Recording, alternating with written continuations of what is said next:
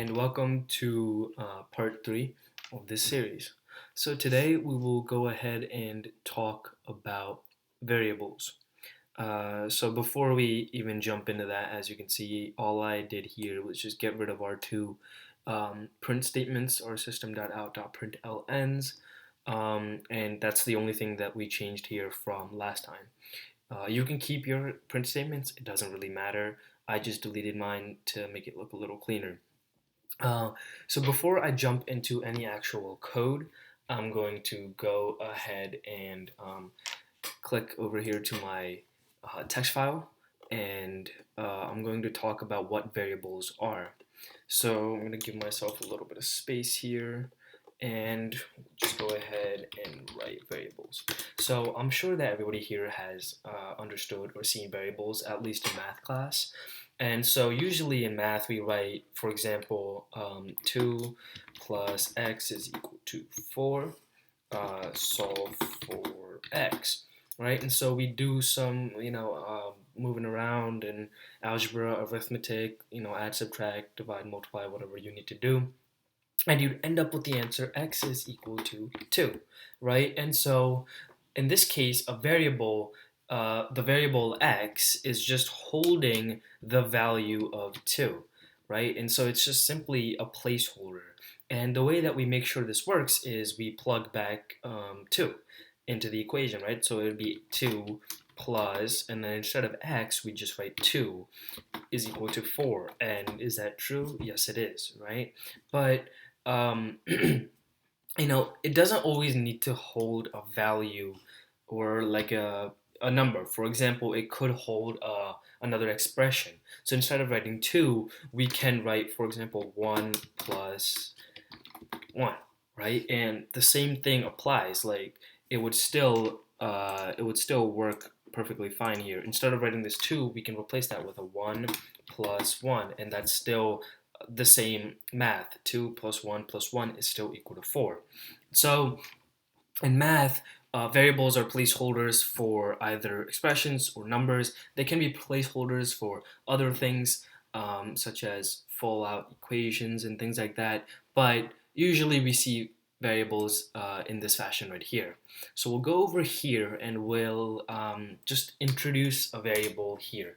So in computer science, especially in Java, we need to specify what kind of a variable we're trying to use here. So again, if you remember from a few videos ago, we have all these different kinds of data types, right? We have strings, ints, double, float, boolean.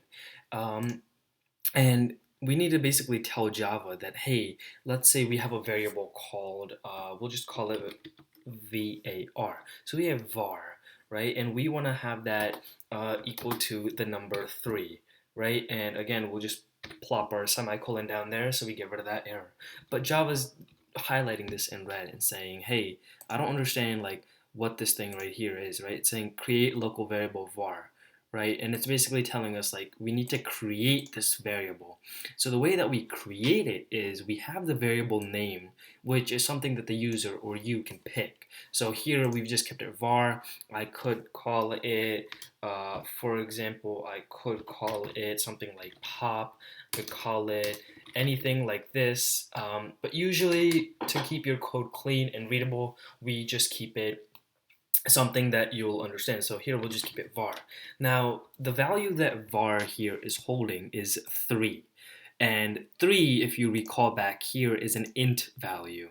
So we basically want to tell Java that, hey, this variable var will be holding int values.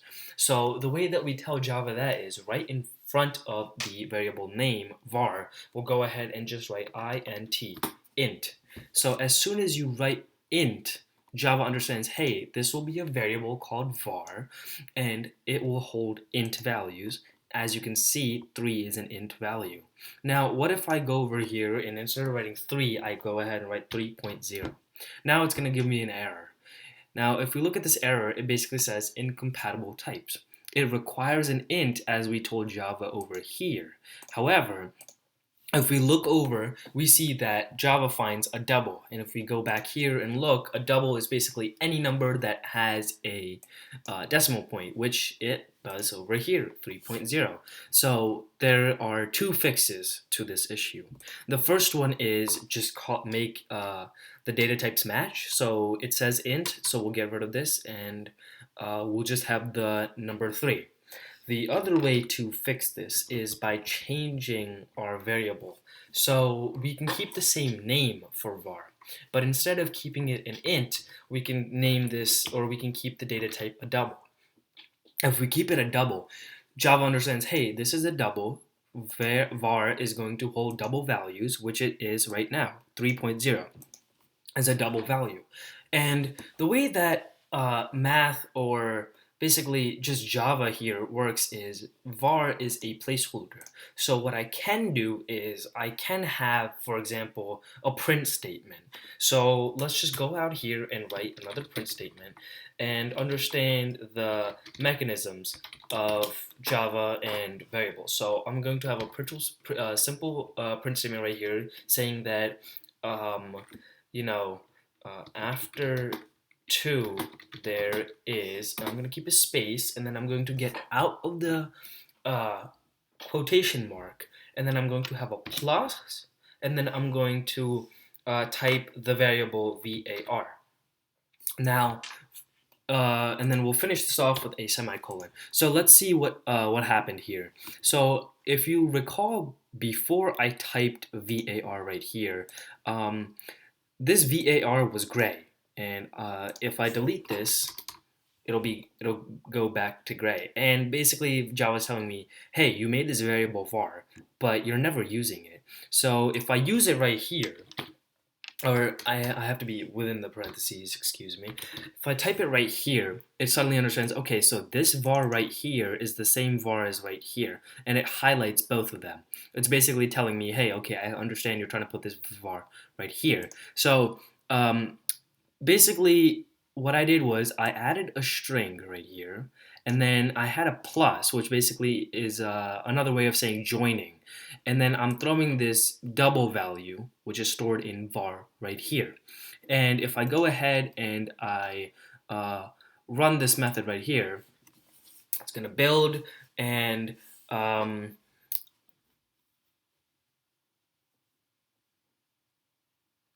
it tells me that, yes, after 2 there is 3.0, right? And this was expected, because what it does is it has this string, after 2 there is, and that's where this string is right here, after 2 there is, and then this 3.0 is the variable we wrote here. Now I can replace this with, for example, some crazy absurd number like this, right? And as long as I have that 0.0, or even instead of the 0.0, we can write something like this, right? A completely weird, absurd number. I can run this program again, and obviously it'll be false, because after 2 it doesn't have this big of a number. But you can see that we can store any double value in this var variable. Again, it shows the E9 over here because the number is huge, and Java can't put that entire number over here. It has its limitations as well. And so let's try to fool around with this a little bit. Instead of keeping var a double, let's use a string. So let's put a string with a string. So we have this string that we manually hard-coded into the code, and then we have this string, which is a variable, and we can manipulate that however we want. So I'm going to go ahead, delete this, and I'm going to write, instead of var, or instead of double, I'm going to write string. So capital S, string. I'm going to write var, so it understands, okay, var is right there, equal signs, and then I can write anything. So again, I have to remember that strings always have quotes. So as soon as I add those quotes, everything is good except the semicolon. So I'll add that semicolon, and I'll go back into the quotes, and I'll type something along the lines of 3. So this 3 right here is written out. I can also do this, or 3, and that is completely fine. If I were to run the program once again, We're going to see how this executes. And here we are. After 2, there is 3 or 3. Again, that is a string variable that we manipulated. So you might be wondering, what else can we use these variables for? And the answer is later on, when we learn how to take in user input, we can store user input in these variables. So as you can see right here, I, as the coder, hard coded these values into the program. However, that's not always going to be useful. For example, if you think about it, if you're trying to make a new Gmail account, and it asks you, hey, what do you want your username to be? It's you as the user who types in their username, correct? It's not Google's code that automatically gives you a username and saying, hey, this is already in my system and this is what you're going to have to use. So in that case, we as the user type in our username. Similarly, that's what we're aiming to do later on as well. We want to be able to take somebody's input. Let's say uh, somebody puts in the string of 4 like that, correct? So we don't know if they're going to write 4 like this, if they're going to write 4 like this, or if they're going to write 4 like this, correct? And since we don't know that, we can't hard code that. So that's where variables come in.